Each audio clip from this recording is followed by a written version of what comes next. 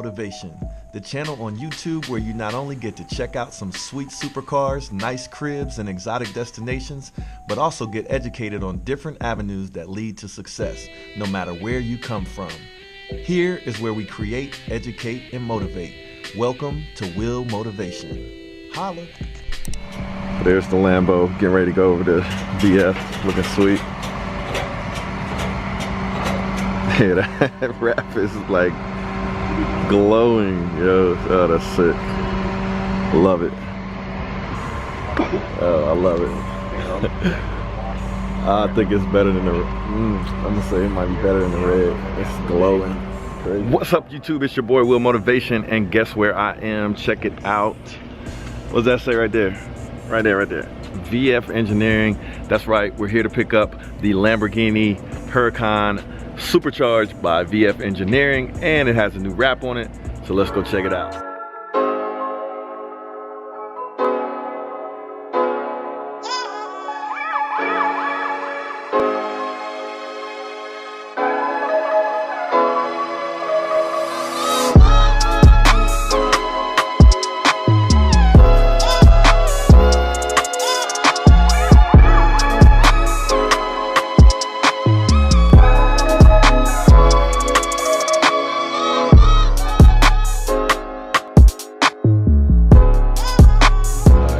Check out the little waiting area.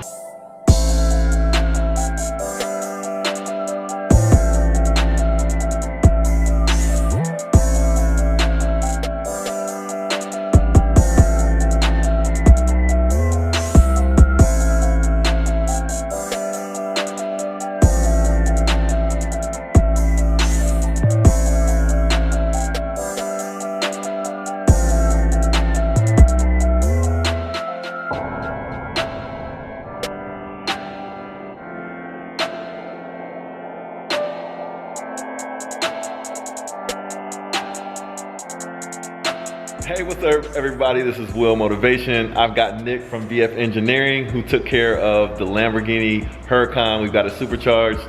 Yo, thanks for having me here. My pleasure. Thanks for coming to visit us in California. Of course, man, and thank you for taking care of my car. So one thing I wanted to make sure and do is shout you out, man, for having a successful company, successful business, a great reputation. I like how you run things around here.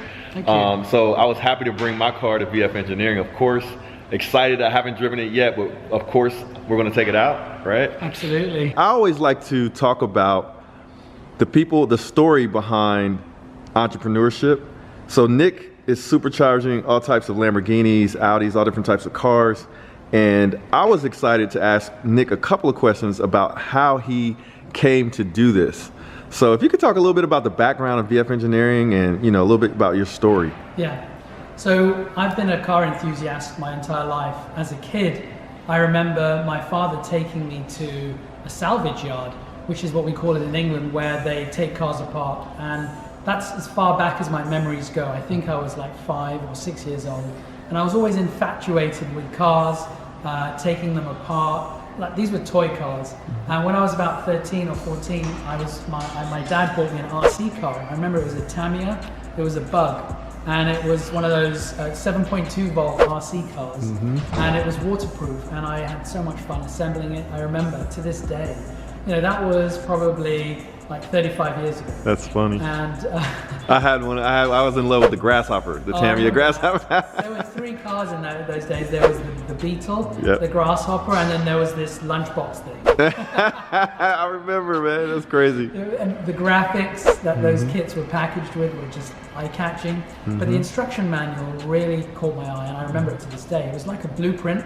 So it was a white booklet, and it was all printed in a dark navy blue ink, outline drawings, CAD drawings. It had Japanese, because it was a multilingual kit, and I assembled the entire thing myself. It must have taken me months, and I had no idea about these mechanical things in those days. And I think from that point on, my focus was on assembling things, making things, doing things with my hands. And at school, in high school, I was the first one to always jump in and use the CNC machines, the welding equipment, the woodworking equipment, all the different crafts. So when I was in my sort of early 20s, I really wanted a car that was quicker than all my friends, and my dad wouldn't get it for me.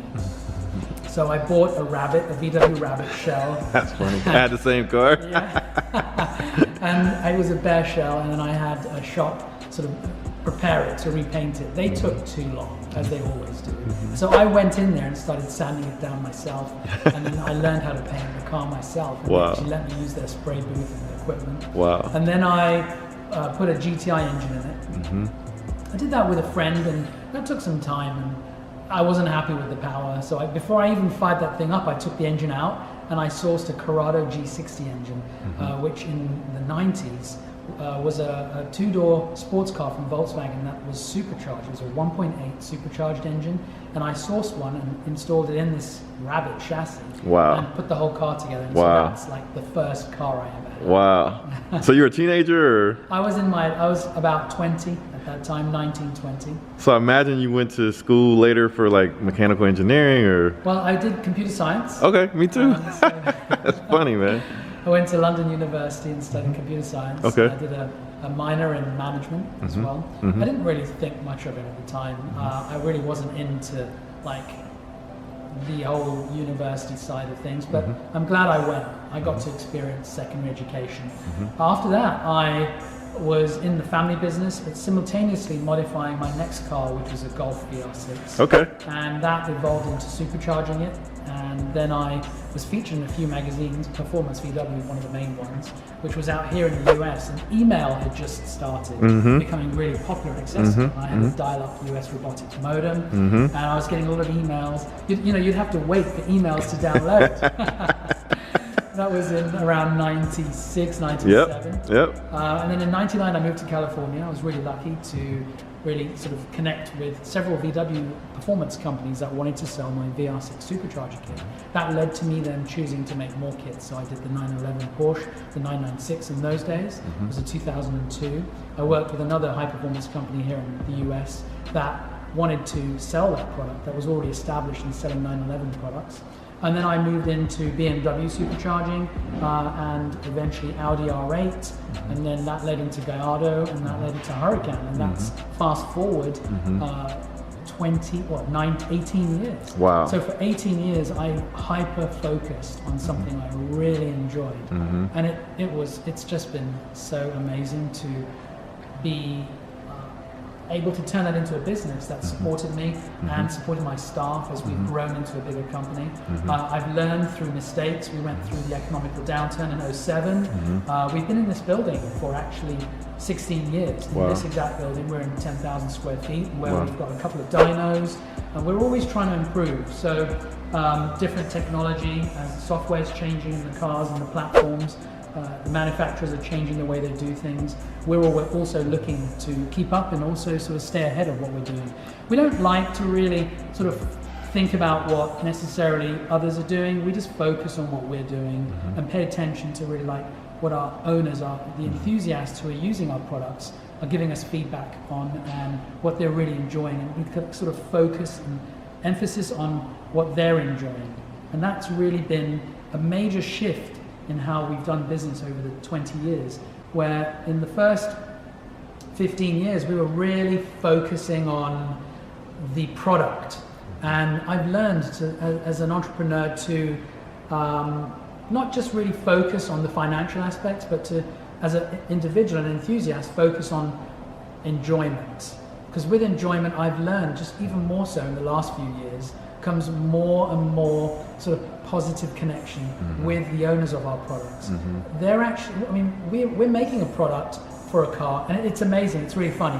Cars come into our facility, or our distributors who are installing our products, in a perfectly working condition, and most people would say, well, why is the car coming into a workshop? Well, we're going to add a high performance adding product, take the car to another level and give it to more performance, to a level where it remains reliable, daily usable, but just more exciting. So we're getting more value from that car. And that's what we're doing with your Huracan, and we're doing it conservatively. But adding 200 horsepower to a 600 horsepower car is conservative in our opinion.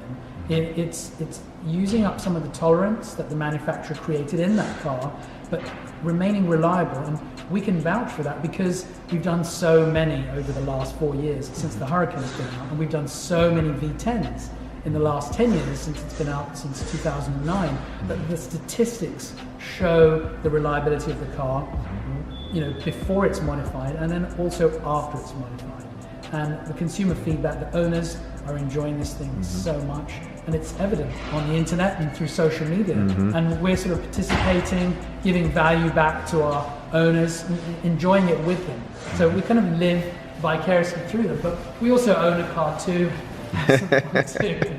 I'm just having an amazing time, and I think feeling and embodying that excitement, which we truly have, which was the reason for starting the business 25 years ago, is something I had to remind myself of over time, because I kind of almost stopped paying attention to the fun aspect, but trying to pay more attention to the commercial viability, paying attention to what other people were doing, and then paying attention to what critics were saying, but not really paying attention to what the positive comments were. I probably wasn't allowing myself to absorb those. So I've learned to sort of pay less attention to critics, but always use that as positive feedback, perhaps, because there's always a little bit of truth in all criticism. We believe that. And then giving energy back in a way. You've heard people talk about energy and positive vibes, and I've always thought, what on earth does that mean? And I've learned that just through positive connection and communication with the owners of our products and friends we're making, that this journey really is an exciting journey, and it's moved. The focus has moved from being the destination to actually being this path of enjoyment and meeting people like yourselves, learning what you do and sharing experiences and having fun with the cars, most of all. Yes, there it is. Yeah. So this is Nik's story from VF Engineering. I had to get it. I'm proud of you, man, and congratulations for the success of your company. I think you deserve it. And I'm excited about getting in this car and taking it for a spin, but I had to get that story, man. Now, one more quick question. Was there a moment when you started your company that you went from working a job to running your company full time? There was, and that was when I was in England. I was actually running the family business and working in my hobby. And there was a point where I literally just told my dad that I don't feel like doing this anymore. No more. I'm going to do my thing. It was difficult. I mean, he could sense that. And I literally just switched that off, continued to give him some time while he transitioned. And I phased into my hobby and turned into a business full time. There it is. It was that transition that's really important, where it works for both parts of you. And that's the advice I give to anybody, that there's two ways of thinking about it. You can create a hole or a vacuum, and then you sort of creating the need to fill it. So if you can make that shift, you don't have to be too comfortable, because the world will fill that gap in for you if you're trying hard enough. Yep, I agree. As long as you're trying hard, that's what really counts. There it is. We've been supercharging Lambos for about 9-10 years, since the 5.2 litre V10 engine came out in 2009. And we've been doing so many. We've been learning and specializing in this craft that we've been really enjoying. And I've been supercharging cars for 25 years now. This is like our 25th year. Okay. And we're really blessed to find individuals, enthusiasts like you, Will, who trust us with these fantastic machines. Let me ask you a quick question, because Yeah. this is something that I would be curious about, and probably viewers would be as well. If you had to take a guess of how many Lamborghinis you've supercharged, what would your estimate be? It'd be somewhere in the high 200s. Say what? So I would say you're definitely the worldwide expert on supercharging Lambos. So yeah, we don't claim to be the experts, but we love what we do. And just by specializing in that specific craft, we're able to accumulate so much knowledge about what we do, and we can predict the outcomes, and therefore we're really well versed with how to deal with anything if it were to go the other way. But we focus on just having so much fun and daily drivability. That's the key thing. Oh yeah. Yep, that's why I came here. For sure, man. Yeah, let's check out what you guys have in the shop. Yeah, so right here is a brand new 2019 Performante. It's just been wrapped by Protective Film Solutions with an XPEL stealth film that gives it that frosted look. Excellent. And it really brings out the shape in the car. But anyway, we specialize in tuning and supercharging, so that's why this is here. Oh, excellent. Right now it's totally stock, and the manifold you can see on the Performante is a bronze color. And what we do, we offer an option where we offer the supercharger painted in a matching color. So right next to us we have another Performante, which has a little brighter gold color, which the owner wanted something brighter than the stock. A little more bling, right? And then we have our four-wheel drive dyno here, and your car is mounted to it. So this is a Mustang four-wheel drive MD500 dyno.